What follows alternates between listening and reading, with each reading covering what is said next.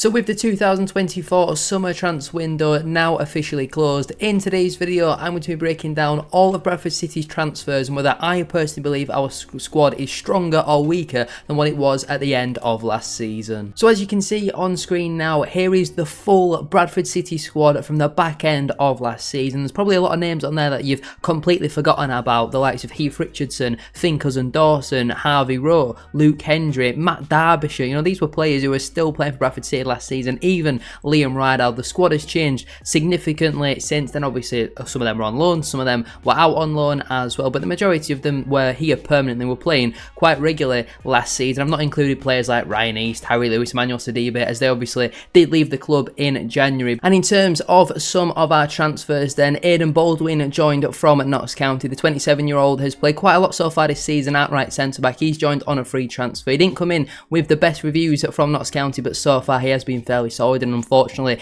did pick up an injury which will see him be out for around a month or so. He'll probably miss the whole of September. Callum Johnson as well joined on a free transfer from Mansfield Town. Obviously won promotion with them last season, struggled with injuries though last campaign. There's actually rumours at the moment he is set to retire from professional football. He's yet to kick a ball for Bradford City. He picked up an injury before we even started pre-season, and we've not seen him at all yet. We're now into the start of September, so it wouldn't surprise me if them rumours were to be true. It's kind of surfaced from the forums over at Mansfield Town. Anthony Sarcevic was our first signing of the summer. He joined from Stockport on a 2-year deal. 32 years of age now, has struggled a little bit with injuries so far this season. We haven't quite seen the quality that we thought we were getting. When a name like Anthony Sarcevic signs for the club, you think, you know, we're in for a brilliant window, and he was kind of the best on paper signing of the whole summer. Tariq Wright rejoined the football club, but for his third spell with the club, we paid an undisclosed fee for him. The 22-year-old has played quite a lot at left wing back so far this season. We paid money for Neil Byrne. I still cannot believe we've done that, in all honesty. Out of all the signings,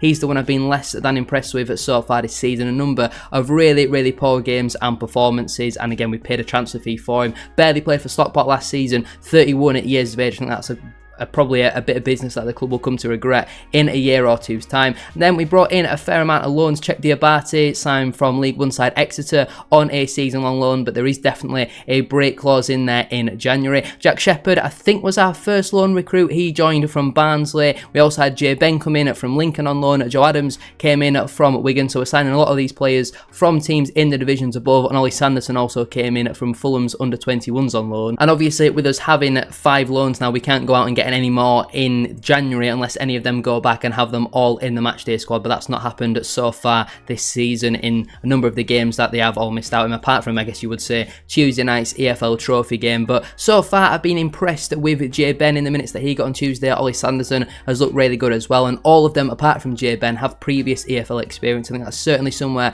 where we've gone wrong in years gone by, and to finally see players coming in who've had the previous loans to this level or higher, I think it is really positive news. And obviously we saw a couple loan departures with Sam Stubbs and Adam Wilson going out. I don't know why that's in the arrival section, because they won't actually arrive back at Bradford City until the 1st of June. In terms of some of our departures then, we saw the most significant one of the window, that being Matty Platt joining at League 2 rivals Notts County on a free transfer. A massive loss for the football club. You know, he was absolutely colossal for us last season, and to see him go to a fellow League 2 team, it sounds like he's gone there based on style of play. Obviously Graham Alexander, much more direct. It's Stuart Maynard of Notts County, much more possession based, and for me personally, I still don't really understand the move because he's not really good with the ball at his feet. But in terms of defensively, he is the best centre back in the division for me. The stats back that up. Last season we only won 1 game without him, which tells you everything you need to know. He was so important for us, and to lose him, I still think now we are massively missing him. If he was in the heart of our defence this season, I'd be really confident with promotion. Alex Gilliard left the club on deadline day to rejoin Shrewsbury Town. He made that step up into League One, hasn't featured in a matchday squad all season, was probably one of our higher earners, and while he worked hard and always gave it everything, the end product and quality wasn't really there with Gilliard. Harry Chapman was a player who we released, and he has joined Barnet on a free transfer. I think he scored a couple goals, couple assists for him over there so far. Ash Taylor went over to Gibraltar and has been playing in Europe so far this season. He was useless for us last campaign. I think we paid up some of his contract to him. He still had a year left on his deal, but that was an absolutely shocking signing. 33 years of age now, and like I say, I think he got an assist in Europe not too long ago as well. Luke Hendry has linked up with Derek Derek Adams at Morecambe FC, again spent last season out on loan with the football club, just kind of a move that really made sense. He was never going to be good enough to play regularly for Graham Alexander. I don't know if he's been playing much with Morecambe so far, but that kind of tells you everything you need to know. If it wasn't for Morecambe's terrible financial state off the pitch, I think Hendry would have probably stayed in the National League, maybe even back at Hartlepool. A couple of the youngsters also moved on. I'm not going to spend too much time with these players. Dylan Yumbe, I don't think featured in a senior game for the club. He's rejoined Farsley. He was there last season on loan. Finkers and Dawson had quite a positive loan spell with Blythe and has now made the step up into the National League with Yeovil Town. Heath Richardson has rejoined Cleethorpes. Again, he was there on loan last campaign. And Harvey Rowe has also joined Dylan Yumbe at Farsley Celtic on a free transfer. Jake Young joined Stevenage for an undisclosed fee. You would hope around 150 to £200,000, something like that. And Timmy Odesina was one of our first departures as well. He rejoined Woking for an undisclosed fee. He spent last season on loan with them, and really disappointing that his time at Bradford City did not work out. Like I say, Sam Stubbs and Adam Wilson have also gone out on loan to Cheltenham and the New Saints respectively, and there's still a couple of players without clubs, the likes of Kevin McDonald, who's obviously contract we terminated on deadline day. Liam Rideout and Matt Derbyshire both released at the end of last season. I think Rideout has been on trial with Oldham Athletic, obviously worked with their manager Michael Mellon at Tranmere not too long ago, but them three are still without a football club, and there is all the business that we have done so far this summer. But just before we go any further with today's video, make sure to drop a like on there for me. If you could try and hit 100 likes on today's video, that would be massively appreciated. Subscribe if you're new as well. We're on the road to 10,000 subscribers, so please make sure you are subscribed if you haven't already with that post notification bell on.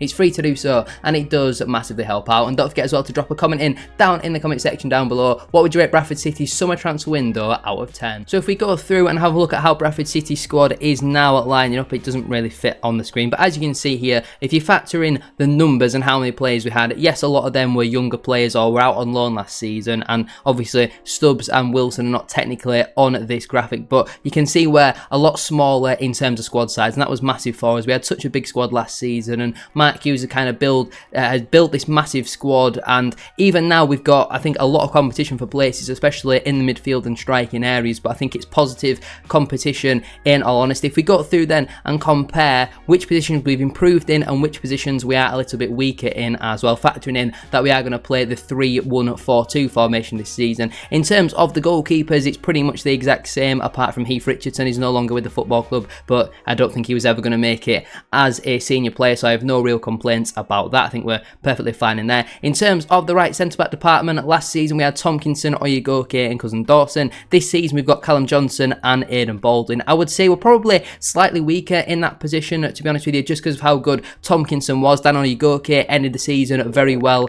as well. Callum Johnson, like I say, is set to retire apparently, if the rumours are to be believed, and Aidan Baldwin, to be fair, has been good so far this season, but when Johnson hasn't kicked a ball yet, Baldwin I think would have to be an absolute world beater to be better than two players who were very good for us last season, especially Jonathan Tomkinson. In terms of the central centre-back position, last season we had Platt, Stubbs and Taylor. This season we've got Byrne and Diabate. Now it's a very interesting one because obviously slightly less numbers. Would I say the quality overall is better? I wouldn't. I factor in that Matty Platt is 10 times the player Neil Byrne is. Diabate I like the look of, but we've not really seen too much of him to really comment on. I wanted to get that AFL Trophy game out of the way to see some of the players play before I got this video out for you guys, but I look at the squad and I'll probably say we're slightly weaker in this position. Getting Taylor off the books was very good, but losing Platt and replacing him with Neil Byrne is a very, very significant loss. In terms of left centre-back, I'd definitely say we're stronger in this position. We only really had Kieran Kelly to play there last season, and now we've also got Jack Shepherd to play there, who looks like a good recruit, so I'd say we're definitely stronger in left centre-back. The right wing-back spot, again, I would say we're definitely stronger in this position. Brad Halliday was the only player who was really there for us last season, with Hendry and Rowe